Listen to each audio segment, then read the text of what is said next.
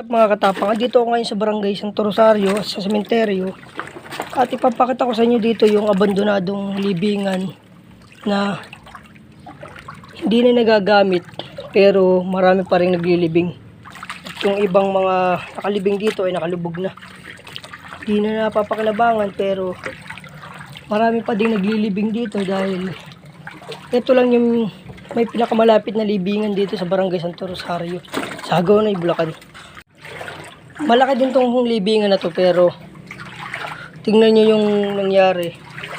Dati natutuyo yung lugar na to at maraming naglilibing, nilulubog na at hindi na rin ganong nagagamit. Tingnan nyo, hindi na po ito hinuhupaan ng tubig dahil nga po yung likod nito ay palaisdaan. Ayan po.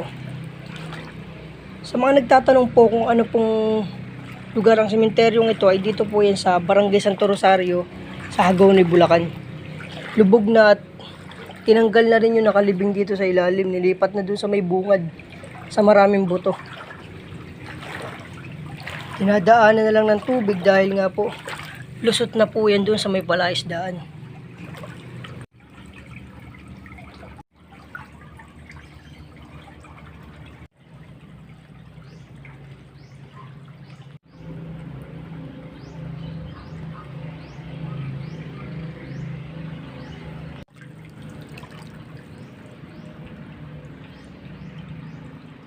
Hindi ko na po pupuntahan yung dulo na yun dahil nga po malalim ng araw po doon. At dito naman po ako pupunta sa kabila. At ipapakita ko po sa inyo yung palaisdaan na pinagdaraanan ng tubig. Kung bakit po nilulubog dito. Ito nga po sa kabilang side. Marami na din pong pinakatasan ng tubig, dinadaanan ng tubig. Lubog na rin po yun. Dati po ay hinuhupaan itong libingan na to, ngayon po hindi na. Dahil nga po sa mga nagdaang bagyo at pagbaha ay hindi na nga po hinuhupaan ito. Sa pangatlong side, ito po yung libingan ng mga buto. Dito po nila nililipat.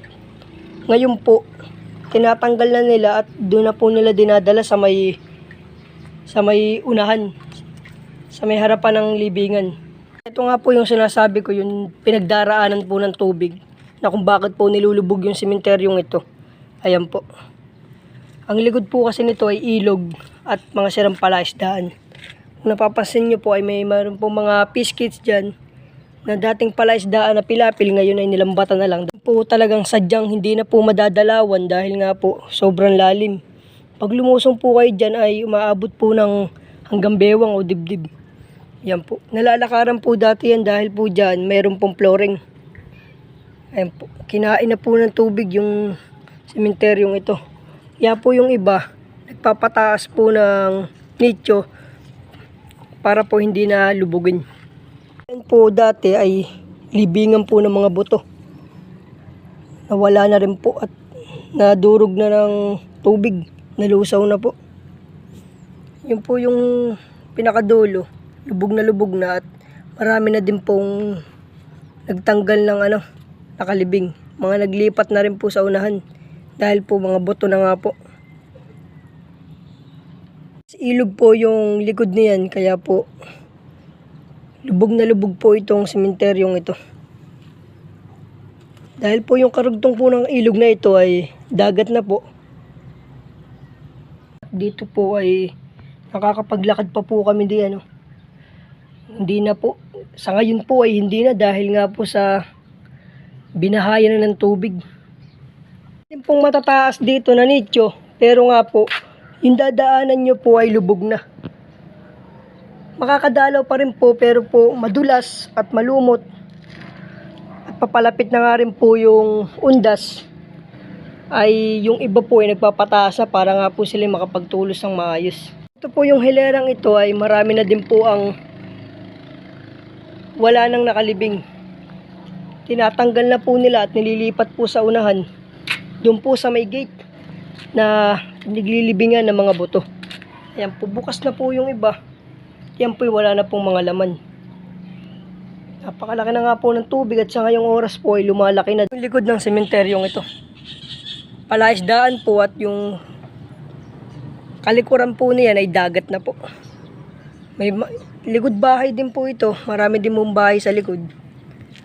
Yan po yung kabuuan ng sementeryong ito, yung kalawakan.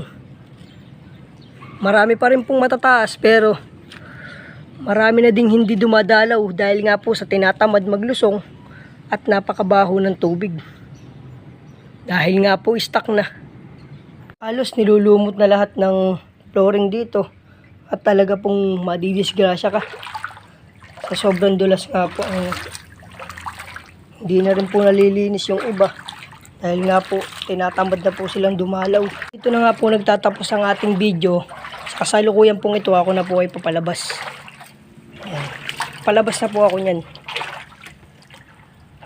Yan nga pong ito ay palabas na po ako at ito po yung bungad ng sementeryo. Puro na basura. Ayan. Istaka na po ng tubig, lumot at mga basura.